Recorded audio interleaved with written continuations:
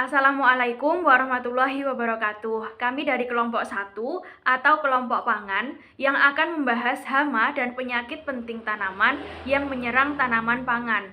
Pada kesempatan kali ini, kami akan membahas hama dan penyakit yang menyerang tanaman jagung. Berikut merupakan anggota dari kelompok kami. Berikut merupakan penjelasan tentang tanaman jagung. Morfologi tanaman jagung. Sistem perakaran tanaman jagung merupakan akar serabut. Tinggi batang jagung berkisar antara 150 sampai dengan 250 cm yang terbungkus oleh pelepah daun yang berselang-seling berasal dari setiap buku. Ruas-ruas bagian atas berbentuk silindris, sedangkan bagian bawah agak bulat pipi. Jumlah daun jagung bervariasi antara 8 helai sampai dengan 15 helai. Berwarna hijau, berbentuk pita. Jagung mempunyai bunga jantan dan bunga betina yang terpisah. Pada umumnya, satu tanaman hanya menghasilkan satu tongkol produktif meskipun memiliki sejumlah betina. Berikut merupakan penjelasan tentang penyakit dan hama yang menyerang tanaman jagung. Karat daun merupakan salah satu penyakit yang menyerang tanaman jagung. Untuk gejalanya sendiri yaitu tanaman akan kerdil dan pada tanaman tersebut daunnya akan ada bintik-bintik yang berwarna emas seperti karat pada besi yang lama-lama akan menguning dan layu.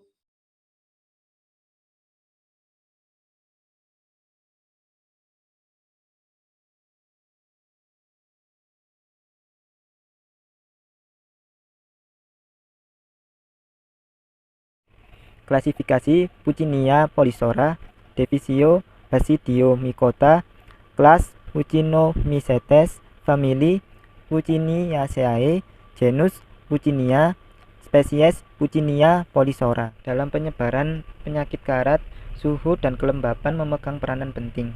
Siklus Conidiaspora sangat dipengaruhi oleh suhu. Semakin tinggi suhu, maka semakin singkat siklus hidup Conidia dari penyakit karat ini. Karakter infeksi Puccinia polyzora adalah bersifat saprofit, tidak dapat hidup pada sisa media mati limbah tanaman, hanya dapat bertahan hidup pada inang yang tumbuh. Tipe infeksi di lapangan adalah mulai menginfeksi pada daun tengah ke bagian daun yang terletak pada bagian atas.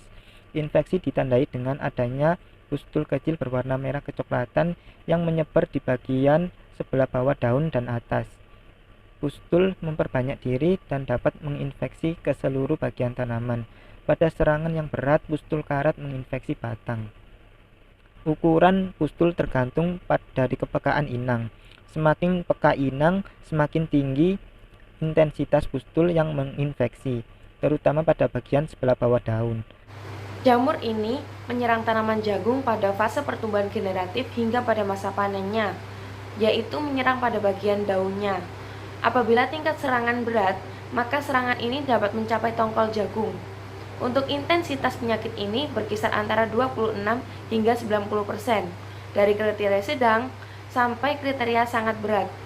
Penyakit karat ini menyerang daun bagian bawah sampai dengan daun bagian atas, sehingga biasanya tersisa daun muda di bagian atasnya saja. Perbedaan hasil perhitungan intensitas penyakit ini dapat dipengaruhi oleh kelembapan dari lingkungan jagungnya. Pengendalian karat daun pada tanaman jagung ialah dengan mencegah komponen utama, yaitu dengan menggunakan varietas tahan dan waktu tanam yang tepat. Namun, teknologi ini sering mengalami hambatan di daerah dengan pola tanam tidak serempak, sehingga strategi pengendalian karat yang dianjurkan yaitu perpaduan varietas tahan dan fungisida sistemik. Penggunaan varietas tahan terhadap penyakit karat merupakan salah satu strategi yang paling efektif di lapangan. Varietas tahan terhadap penyakit karat di area pertanaman dapat menekan produksi ureospora sehingga mengurangi sumber inokulum awal dan keadaan ini memperlambat penularannya di lapangan. Pengendalian karat dengan fungisida berbahan aktif mancozeb telah menunjukkan efektif menekan dinamika penyakit karat di lapangan. Tanaman jagung juga seringkali terkena hama yang dapat menurunkan hasil produksi tanaman. Salah satu hama pada tanaman jagung yaitu seperti ulat geraya. Ulat geraya ini seringkali menyerang bagian daun, sehingga daun menjadi rontok dan berlubang tidak beraturan. Dengan adanya ulat geraya ini ditandai seperti kotoran yang seperti serbuk gergaji.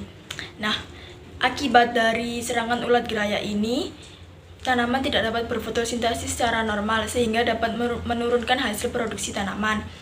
Lebih jelasnya lagi, kita simak video berikut. Cekidot.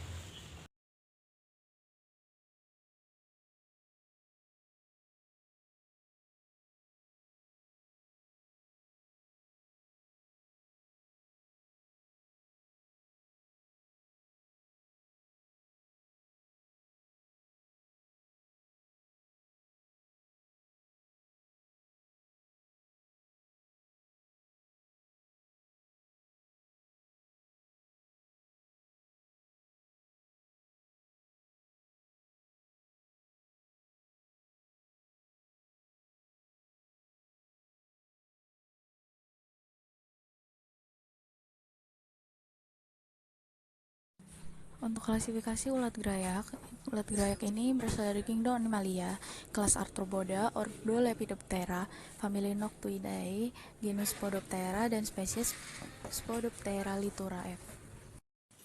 Untuk morfologi ulat gerayak yang masih muda berwarna kehijauan, sedangkan ulat instar akhirnya berwarna kecoklatan atau abu-abu gelap dan berbintik-bintik hitam, serta bergaris keputihan.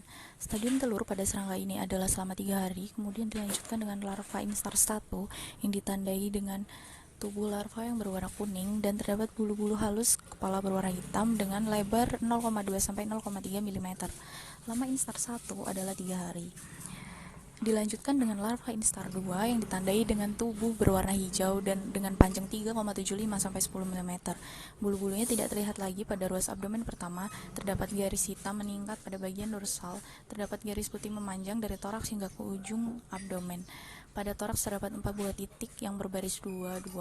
Biasanya ulat berpindah ke tanaman lain secara bergerombol dan mencoba besar. Dikutip dari Megasari dan kawan-kawan tahun 2021, hama ulat gerayak yang menyerang tanaman jagung menyerang pada seluruh fase tanaman, dimulai dari fase vegetatif hingga fase generatif, dengan intensitas tertinggi terjadi pada fase vegetatif.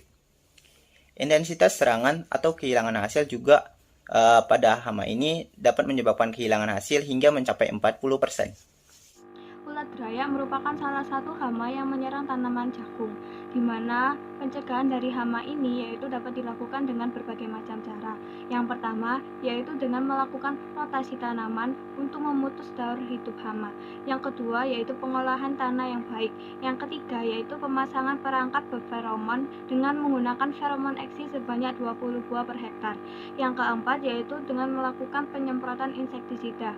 Penyemprotan insektisida ini dapat dilakukan jika kerusakan daun sudah mencapai 5% atau jika tangkapan ngengat yang dilakukan pada perangkap feromon eksi tadi telah mencapai 30 ngengat per 3 malam. Yang terakhir yaitu dapat dilakukan dengan pengaplikasian pestisida nabati. Berdasarkan hasil pengamatan yang kami dapatkan, maka dapat disimpulkan bahwa penyakit kara daun yang disebabkan oleh Puccinia polycera pada tanaman jagung menyebar optimum pada siang hari berkisar suhu 27 hingga 28 derajat Celcius. Kehilangan hasil yang disebabkan penyakit ini dapat mencapai 45 hingga 70%.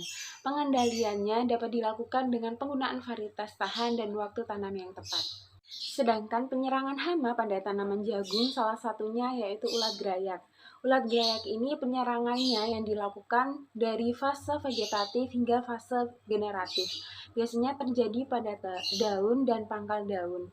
Akibatnya tanaman tidak dapat berfotosintesis. Kehilangan hasil yang disebabkan hama ulat gerayak ini mencapai 40%.